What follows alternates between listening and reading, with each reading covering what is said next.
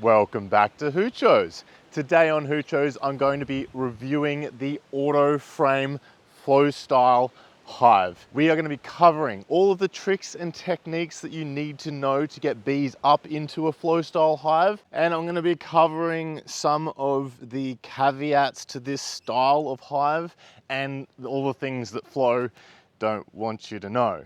So this video has been an 8-month compilation of my experiences with both the Flow hive and the autoframe hive, and I want to share those experiences with you to give you a better understanding of the flow systems and how to manage bees within the flow hives so that you have a better understanding of what you're getting into as a new beekeeper. So there is an ethical question about the purchasing of a rip-off product that we will go into at the end of this video if you'd like to skip ahead to that. So this is the autoframe.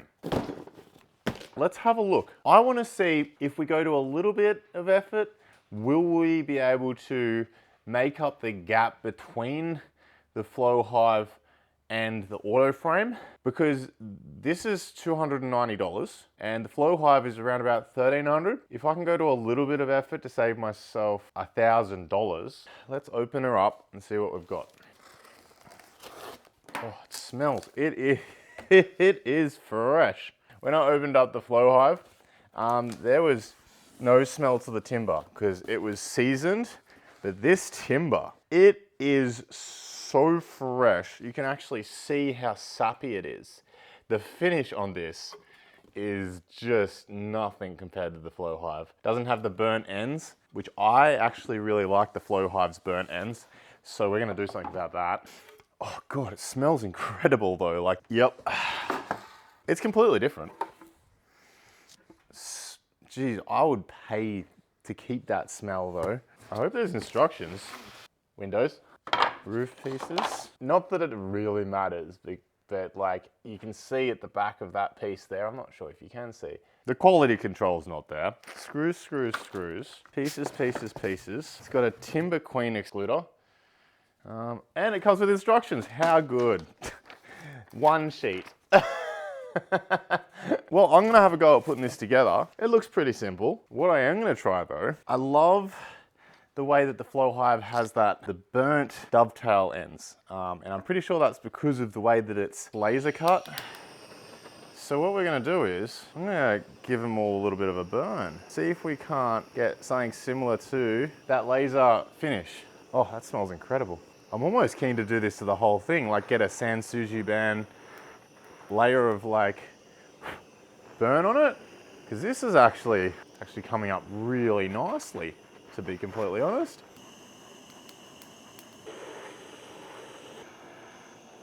The screws that come with the auto frame, they're just this gross gold screw. I've rustled around in the shed. I have the exact same square head screws as the ones used in the flow hive. So I'm gonna use these instead. The flow hive is pre-drilled, but this is not. I'm just gonna paint the roof so the roof doesn't get the burning treatment. We can start putting it together now, I think. So all these dovetails only go together one way.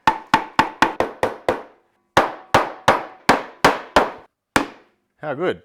So that's our box. It looks pretty nice with that, that burning on the outside. And I'm just gonna pre-drill one in the top, one in the middle, and one at the bottom.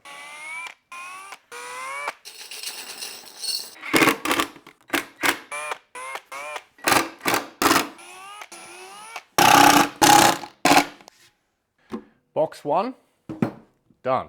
On to box 2.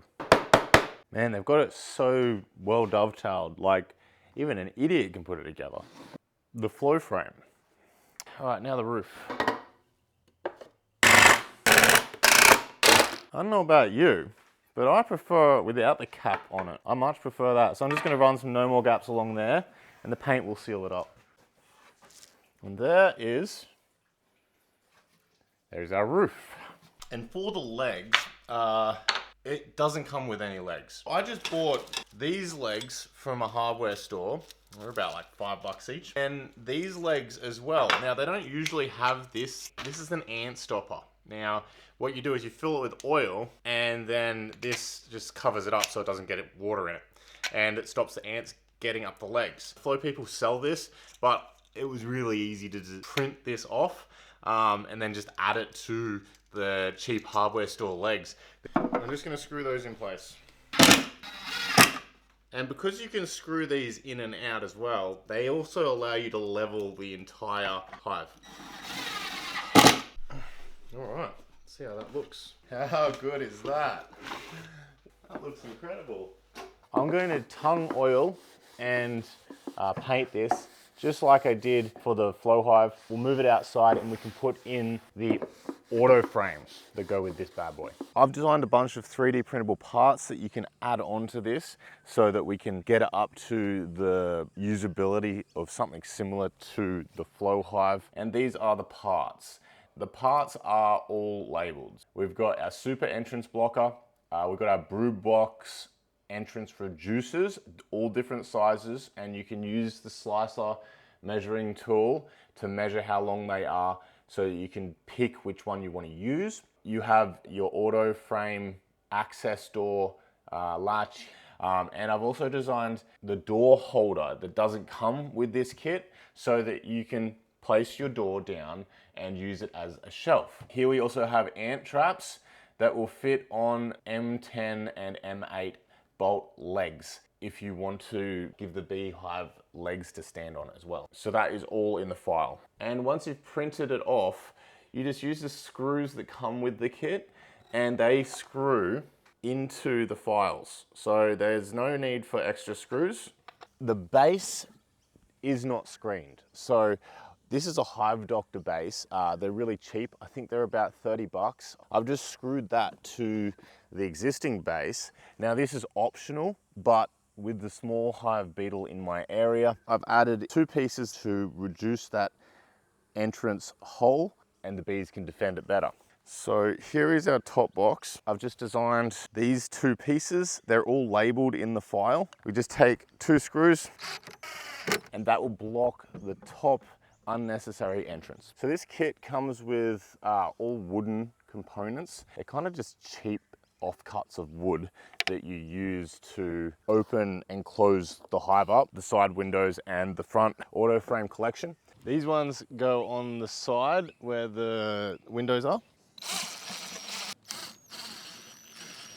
And we need to block up the very base of the brood box so that we can use this, just some spaces for that bottom board. And that can now be put either way. You can have that black at the front or the back. Now, one thing this doesn't come with is it doesn't come with any frames, so you'll have to add those in yourself. And all of these frames have been wired up. These are ones I've done previously already. You're only really gonna need 5 frames probably, because if you're getting a nuke, you will get 5 frames. But I'm just filling this with frames just to show you. And into the top goes our auto frames. So they'll just slide in like so. And to the top of that goes our lid, like so. And that is our customized hive fully assembled. This is the basic final product, and you're pretty much ready to fill it with bees. So now that my hives were built, I needed to go and collect my bees. Now, I actually did a whole video on the collection of my bees from Phil, who was the beekeeper who supplied me with my nucleuses as well as my full hive, which is in my other Langstroth. I'll link that video below. Essentially, I dropped my equipment off at his house and we transferred the bees over into that equipment. The next night, once the bees had come back in from foraging, he sealed them up for me and I took them home, put them in position, and that night I opened them up and let them explore.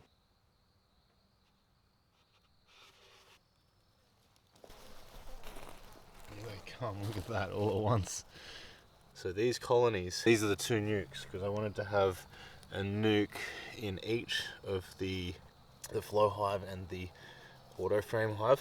I'm gonna let them be, because I don't have a suit on, but they're coming out.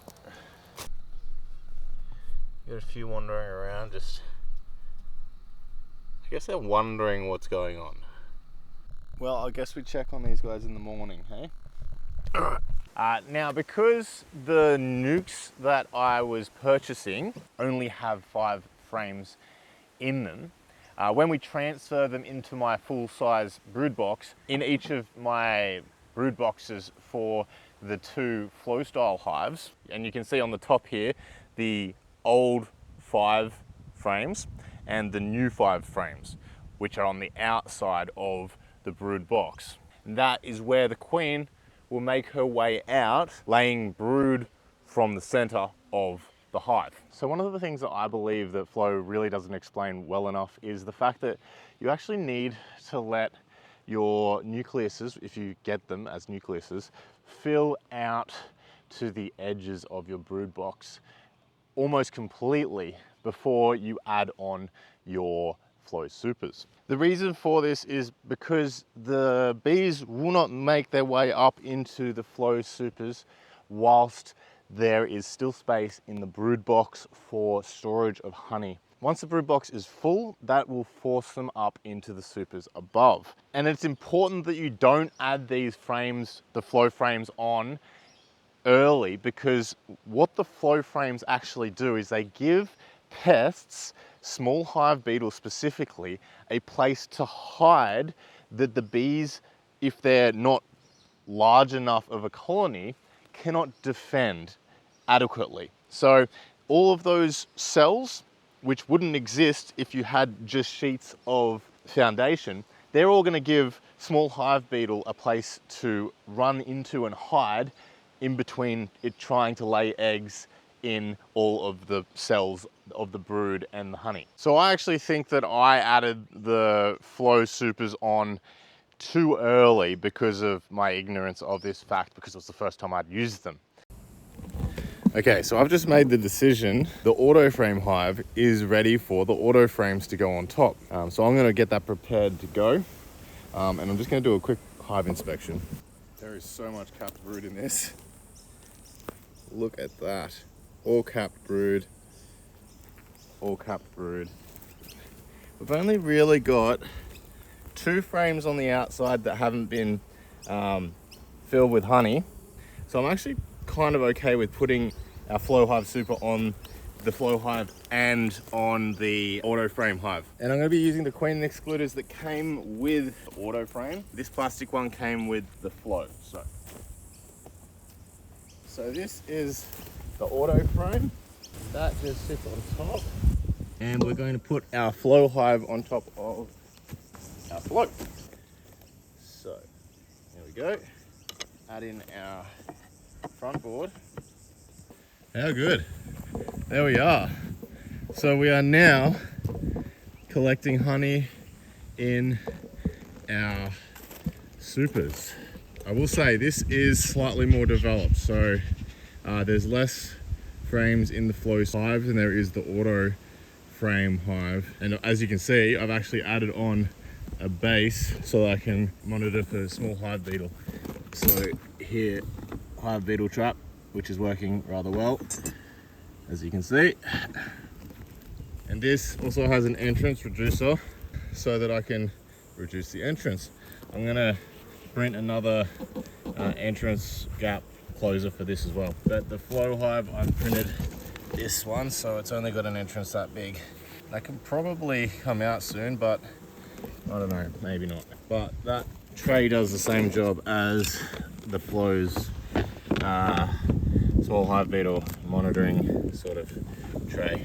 So I think the way that we're going to need to make the bees accept the flow and the auto frame supers is we're going to have to treat them with bee smell. So the way we're going to do that is by coating the frames with wax. All right, let's do that. There's a few bees in there. I'm just not really seeing the activity that I want. So we're just going to do this. interesting. You can see there is actually a heap of bees in this one, but they're not really doing anything. Okay, so these are just some wax cappings that were from my initial honey harvest. We're just gonna put our cappings into this bowl. And this is just the cappings from a single super harvest. Now, if you don't have cappings because you haven't harvested anything because your flow hive's brand new, just go to a beekeeping store and they actually tend to have beeswax, it'll be a lot more orange than this, that you can purchase. I mean, you could realistically buy some foundation sheets, make sure they're 100% beeswax, just melt the foundation sheets. So I'm just gonna fill this with water and I'm gonna heat the water up. So we're boiling now and the wax is melting. There's a bit of honey in it, there's a bit of wax in it. It's just a lot of bee things in it. And that's what we want. So don't do this at home, but I'll just show you how this works. So whatever we paint this onto, like that's quite hot, but it cools immediately and you've got a beeswax coat on whatever you're painting this wax liquid onto, right? So this is pure beeswax and we're going to be painting it onto our frames. You don't need to worry about the plastic that they're made of melting. These are made of high heat tolerant plastic. In fact, if you want to clean your flow frames, you can just dip them into not boiling water, but like close to boiling water. Take it off the flame first, and then just dip the whole thing into boiling water and it will clean the entire unit. I've seen a bunch of videos on it, it's safe to do. These are the auto frames, these are the fake flows, right? Dip our brush in it and take our brush across the face of all of our cells. And you get a really fine layer. See the droplets on the tips of those combs? That's a fine layer of wax across the face of our frame. And we want to do that both sides of all of our frames.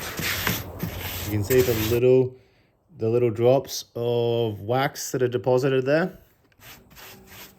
All right, so these can now go back out onto our flow hives. There were like no bees in this before. There were some bees up on the wall of the auto frame, but they weren't on the frame. So put them on now and we'll see what tomorrow brings, I guess. And will you have a look at this? There are so many bees exploring all of our flow frames now. You can see them, they're literally all over. Our auto frames, the same. That's crazy. I can't believe that works so bloody well. That's exactly what I was hoping for anyway. So this is actually kind of crazy. The bees have started repairing the sections between where the breaks are in the comb. So you can see them in there doing maintenance, and some of these are actually completely joined now. You can see that they're repairing all of the comb and sticking it together already. Like, have a look at this. Some of the joints are completely fused now. That's so quick. It's been a day. Look at them. They're right up in it. That is nuts. This has worked an absolute treat. There it is. We have honey being stored in it. It's only been 2 days. That is absolutely nuts.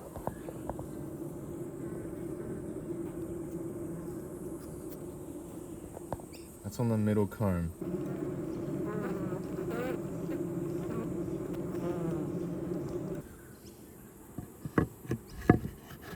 Okay, so I've removed a frame of half brood, half honey, and I'm just putting it straight in the middle of our flow style frames, like so. Hopefully they'll put honey around it to try and protect it from the elements. So just gonna get them up and protecting that frame of brood in the top super. I'm just gonna do a quick colony check on my flow hive to make sure they're all good. There's no queen cells. There was no queen cells in this one. Yeah, so you still need to check on the health of your hives. This changes nothing, it just changes the harvesting. So pull this apart now and have a look. And that is a healthy box of bees. Look at that. Bursting. Absolutely bursting. These are full. All these are full. So that's why they're pushing up into the flow. So this started off as a nucleus and it is chockers now. It's bursting. That is literally their last ditch effort for space because they've absolutely filled this up. We have brood right out to the second last frame. So this is chockers. Like, have a go. That's the outside of the second last frame. And you can see we've got brood there. So it's been 8 months since I got the bees, which was in October. And that last video you just saw was in December, the 28th of December. It is now the 4th of May. So it's been about 5 months since I had the bees up and into the frames with a little bit of honey starting to show. What I want to do now is I want to show you the state of the auto frames. So I'm going to smoke these bees. We're going to have a look at the frames. Then tomorrow we can do our first ever flow harvest. So I'm not doing a colony check or anything. I'm literally just going to show you the frames as they are at the moment, so you have an idea of what they look like. One thing I do like about the auto frame lid is the holes that allow you to smoke through the lid and give ventilation to the top. It may not be the best for your climate, so I have included plugs in the files so that you can plug those holes up, and they're the right size for the roof of the auto frame hive, which will mean that in cold temperatures you can plug these holes and it will keep all of your heat in for your bees. So I'm just going to remove that lid. Fantastic. Oh, see, there's a couple of small hive beetles. Bad. There we go. These are remarkably hard to get out. Usually because the bees have stuck them to the queen excluder. Holy moly. Can you see that? That is thick with honey.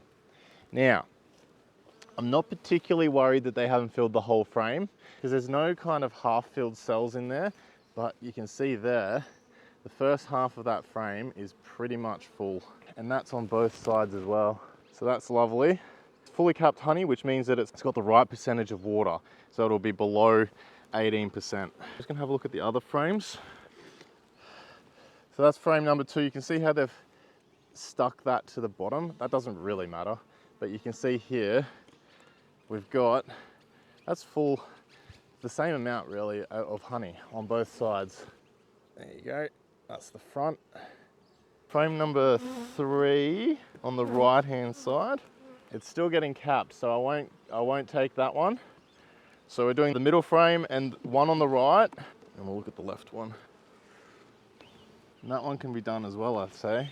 Yeah, so you can see here, I'd say that there's a few of those channels that aren't aligned properly.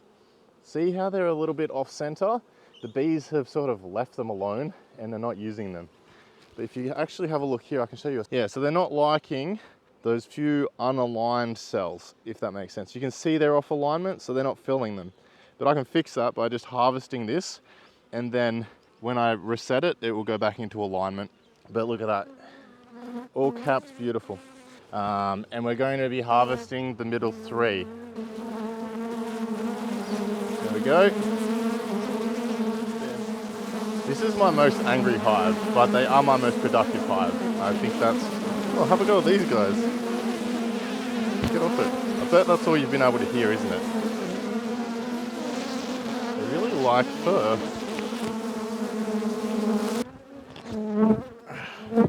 That was weird. Okay, so it is now the next day. We've had a look inside our hive and we know that some of our frames are ready for collecting. So I'm gonna just crack the window open and hopefully give you an idea of what's visible from this side. So we're just being as quiet as possible. We don't want to disturb the hive. If they start to make some noise, I may even put my veil on. And you can see there, have a look at those bees. This window piece is going to go down onto our 3D printed shelf holders, like so. And that's going to give us a place to rest our jars. Here I have everything we'll need to harvest. We're going to need our keys, which come with the flow kits. You're going to need some jars. Now, I'd actually recommend large jars because I've designed these lids for standard mason jars, and this is going to allow us to collect into the mason jar without the bees being attracted to the honey and getting caught in the honey. So these are a 3D print, and because I want to use larger jars, I'm actually going to have designed by the end of this video one that fits over larger jars or multi-jar sizes, so that you can use larger jars, which kind of makes more sense for the system. This is the flow collection pipe. It has ridges and the flow symbol. This is the auto frame collection pipe. Seems to be made out of the same plastic, which would be polypropylene, food grade polypropylene, but yeah, slightly different. So I'll just be using the auto frame ones because that's what came with the kit, and we can crack open the hive. So the first thing I actually have to do, which come to think of it, I should have done yesterday, is I've got to put the hive on a 3-degree angle, angling forward. And that means I've got to leverage the hive so that all of the honey flows forward. I'm just going to use these weights and I'm just going to put them underneath the front feet of the hive. There's one there. Oh, they've been really good. Okay, great.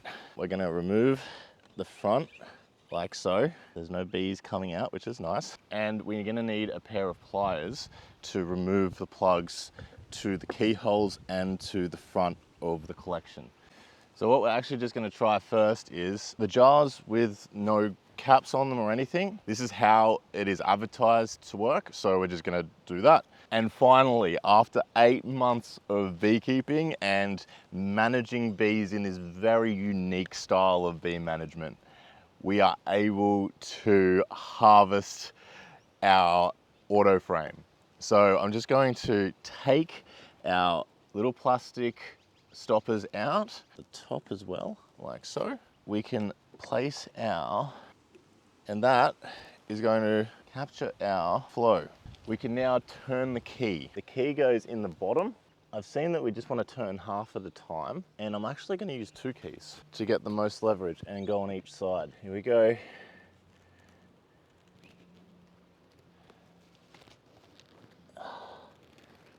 Oh, that's cool. Yes, so you can actually see the honey running down.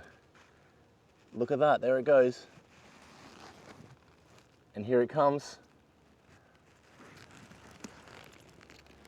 Oh, it's working. Stop it. How good. That's working so bloody well. Look how fast it's coming out too. You can see all of those cells draining. Look at that. That's incredible. What a fantastic result. And the bees don't seem to mind at all. They're just going about their business. I wouldn't particularly need a suit. They're not even getting into the honey. Maybe give it some time, but yeah, this is working wonderfully. And we're about to change this jar out as well. I've got to say, this is a lot easier than the other extraction method that I do, which is, you know, your full centrifugal extraction method. This is a delight, and just the vibe you get while you're doing it as well. It feels natural, even though it's probably one of the most unnatural things you could ever do. And there's the glass change. And they're already uncapping those cells. I can see them in there working. You can see them eating away at that capping. They're just wondering what's going on. You can see them with that, that's the white wax that they're pulling off. And I just want to show you, we're most of the way through collecting this middle frame, and at the front of the hive, it's just a normal amount of activity. Like, as a beekeeper, you know when the hive is disturbed, and this is not disturbing the hive at all. Actually, kind of surprising.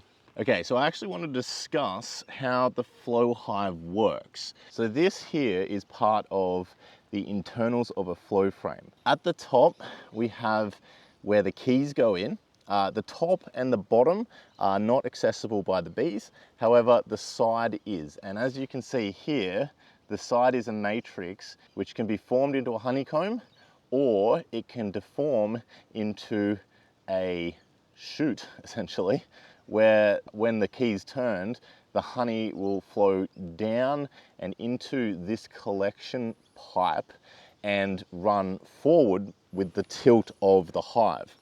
So the way that this works is, if I take this section off, you actually look here, this is the internal part that gets moved with the key, right? So as the key moves up and down, this internal section splits and seals the honeycomb. When the honeycomb is open like this, the honey is allowed to run down, but the capping on the front isn't broken because there is a slight difference in the length of the internal section compared to the external section, which leaves the capping in place and allows it to be uncapped later by the bees once they've realized the flow cells are now empty. Now, the one thing that I did wonder is, if the bees can't get to this internal piping that there's a bunch of honey in, how does it clean out once we are done collecting the honey? Now, I actually noticed something in the design of these flow frames. If we take a cap off, there's a gap at the bottom. It's not big enough for a bee to get into, but it's big enough to let the honey run. So the honey will actually continue running to the front. You can actually see the bees licking that honey that's already in that base. You can see them licking that. So that's actually how it's cleaned. It's actually quite important that you leave this on an angle for probably like a day after you've done your collecting, so that all that honey in that chamber, or most of it, runs forward. Now, honey won't go off. However, I would be wary of ants getting into that part of the hive. I'm sure it's not a real problem. I'm gonna crack half again because I want to see if I can film it cracking. There it is. That's our honey coming out and flowing forward, and we just need to pop in a collector like that. Really should make sure you got enough jars. Look at that, we've done it. I guess we should have a taste test too. Wow.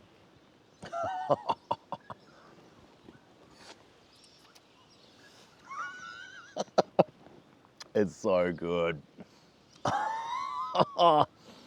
It never gets old, honestly, harvesting your own honey. Oh, that's delicious. So after you're done harvesting, it is very important that you close the cells back up so that the bees can get about their work of rebuilding and refilling them. Way better with 2 keys because it evenly closes them on both sides. So we're going to close them by going into the top. You want to close them all? You can close them half at once if you don't have that much strength. This key piece up the top won't go in if you haven't closed them, or you've only closed the front ones. And whatever honey's left in the chamber, which I don't think there'd be much, we're going to leave for the bees. That'll just run forward into that hole that we discussed. Quickly take this out. We'll just replace it with our plug. And they're already in those cells again, licking up all that honey. They'll uncap the rest and prepare them to be filled again. As you can see, they're not in these cells because they can't get in because the gap's too small, but because this one's been closed up, they're able to get in there and do all their hard work again. So now we can crack the last frame, and it's running down now, as you can see. All that honey coming down and into that base. And that will run down into our collection. So I've been sitting here this whole time and we're nearly finished collecting honey, and not a single bee has come around from the other side of the hive. This is going to be hard. I'm going to have to switch this jar out pretty bloody fast. There we go, perfect. And as we finish our final jars in our final frames, there is your result. And what a fantastic result. I am super impressed by the flow system. This auto frame worked absolutely fine. I can actually highly recommend it. I do think that if you have the money, you should buy the real flow hive, purely for the fact that a lot of effort went into making it. It may be overpriced and pricing a lot of people out of the hobby, but if you've got the money and you want to reward creativity, this is how you do it. You buy the original. If you can't afford the flow hive, and that is the thing that's keeping you out of beekeeping because you can't afford all of the other equipment that you need for extraction as well, or you don't have the space, I don't think that there's a problem with buying one of these hives. That's my personal opinion, and that comes from someone who designs products and sells products for a living. I just think that the flow hive's way too expensive. And if the gap was a lot smaller between the price, I would say support the flow hive and forget these Chinese knockoffs, but it's just not the case.